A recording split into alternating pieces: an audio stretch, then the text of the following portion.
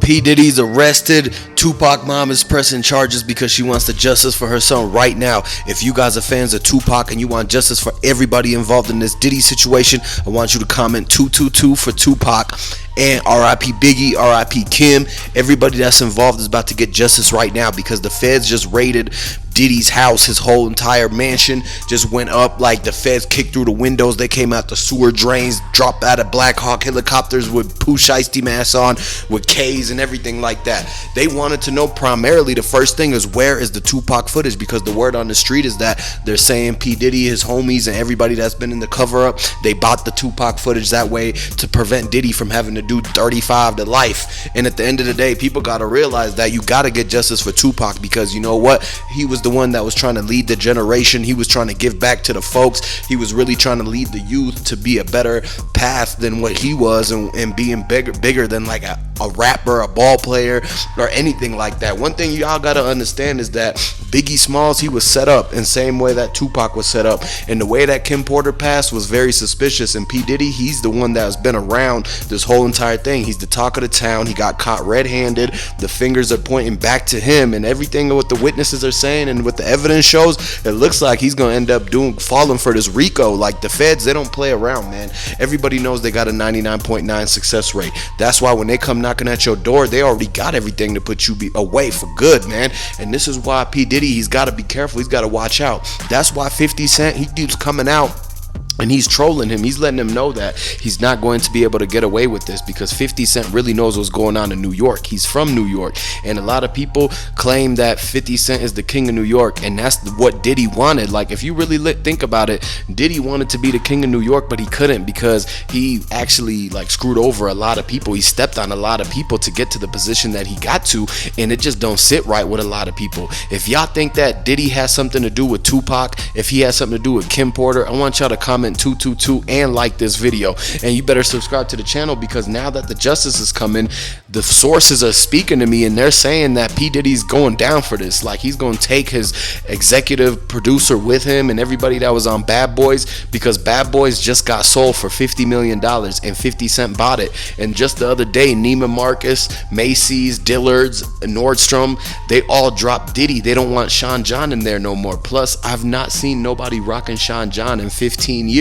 And it's just like Diddy, he had his spot in all the doors. He had an opportunity that nobody else had, but a lot of people, they're money hungry, greedy, jealous, envious. Like, it's never enough for them. It never satisfies them. Diddy had the world and he still wanted to do more and more and like screw people over, rip them off and everything like that.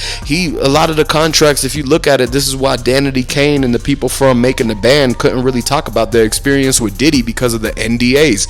And now that all the NDAs expired in 2024, this is why they're coming after him. That's why Cassie dropped the bombshell when she got that $30 million lawsuit, because she was prepared to actually go and testify against P. Diddy and put him away for 48 years.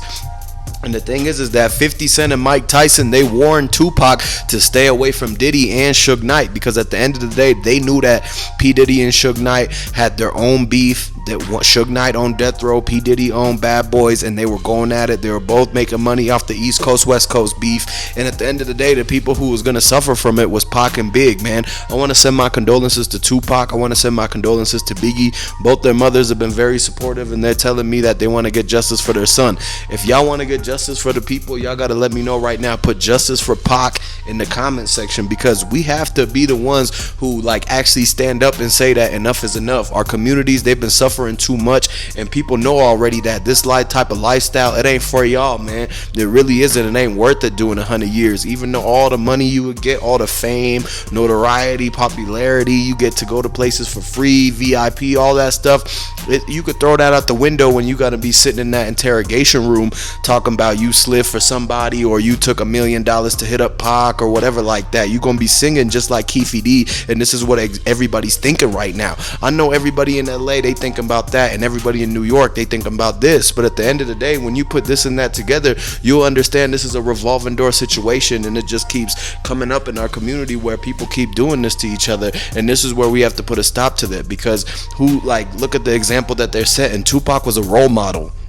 Like the whole world was listening to him. They liked his message that he was spreading. He was spreading positivity, and look, they try to take him away like that. Diddy, he never did anything like that. And you understand the difference between like Pac and Diddy was the fact that Pac was way more genuine, and P Diddy, man, he was just very selfish and greedy. He just wanted everything for himself, and he didn't care about nobody else. Like he did not give two things about anybody's regard for any like life safety or whatever. This is why he was actually putting a lot of people at risk. Look at all the people around him: Heavy D, Craig Mack, Kim Porter, Biggie Smalls, Tupac, and the list and the names go on. And all the people who was affected by Pac, who's not rich and famous, and their names don't get mentioned, I want to send my condolences to them too. All the people that got trampled at Howard University when P Diddy made the announcement on stage, and he actually did not apologize for that. I know he wrote $1 million check for Howard, but he didn't write the check back for his hood.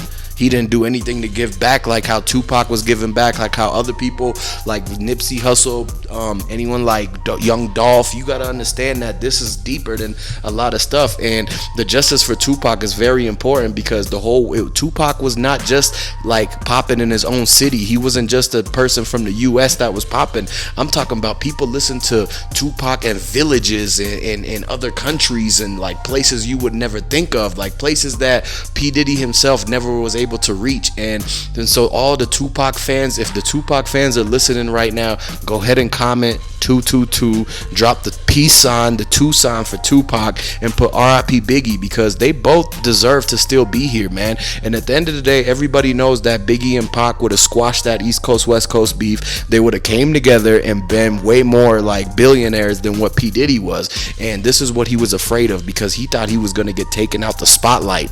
And somebody who's like, basically he was looking for popularity, he was looking for a lot of attention, this guy P Diddy. And when he realized that he could fall off if Pac and Big came together, this is when he started thinking about how to set the hits up, man. This is when he started putting $1 million bounty on Tupac's head. He called Keefe with the pager off the BlackBerry, and they caught him basically in the act, because the T-Mobile records came back saying that P Diddy still has those phones in his closet. So when the feds raided, they found all type of footage, all type of text messages, and enough incriminating evidence to get P Diddy on an indictment on a RICO charge because of the Tupac and the Biggie hits. Like, it was basically a hit for hire. And this is what they don't like, because people like P Diddy, when they get enough power and money and everything like that, they don't want them to get out of line and feel like they some type of mob boss or nothing like that. They want them to sit and play their role and play their position. They gave him an opportunity, and they told him, don't slip up, don't get over yourself, don't think that you have power like how we do. And this is what they told him, man. This is the kind of stuff that goes on behind closed doors. They don't let people like us get rich and famous like that and then end up calling our own shots. That never happens, and it never ends well. Y'all seen how it was with all these other rappers. All these rappers keep getting hit up, man, and we seen this from the first jump. Tupac was the biggest rapper and like the first rapper to really like get hit up like that, like the way that we see nowadays. Look at the Yo Gotti situation, look at the Young Dolph situation. Anytime a lot of these rappers that are massive like that get hit up, there's money on their head. And this is what P Diddy was trying to do. It was the early stages, but guess what? Back then, he thought it was no cameras around. He thought it was no way to get evidence if nobody told on him. And he tried to like keep applying pressure on a lot of people so that they wouldn't tell. But at the end of the day, now nobody's scared of P Diddy, especially after he folded like a piece of paper when Cassie came talking, and he basically dropped everything and gave her 30 million and all that. And the next thing you know, all his endorsements stopped dropping him. They don't want P Diddy in the luxury retail stores no more. They don't want the people shopping for Sean John and nothing like that, because then it goes to support P Diddy, who's using that money to put hits on people. Don't y'all understand that this whole cycle of everything needs to stop, man? Because P Diddy, Puff Daddy, whatever you want to call him, he could change his name 100 different times, but people will know who he is. He's the same guy that used to be bumping in people's music videos, being all up on the screen, getting attention, all up in the camera, dancing like Suge Knight said. But now he wants to run and hide. Now when the indictments come, when they're getting justice for Pac, when they're getting justice for Big, he want to run and hide. What about Kim Porter? What about the thing that he put in the drink with the evidence? The toxicology report comes back saying that it was still fizz coming up that the drink. Like, they put something in there. And you guys got to remember when Keefe came on that Vlad TV interview, and he was snitching very, very hardcore. He was talking about when they went to the club, PDiddy would have a bunch of bottles, and he would tell the guys to drink out of bottles on the left, and he would tell the girls to drink out of the bottles on the right. But he said that the bottles on the right for the girls, it was spiked with something, it was cut with something. That's why the seal was broken on the Ace of Spade bottles the whole entire time.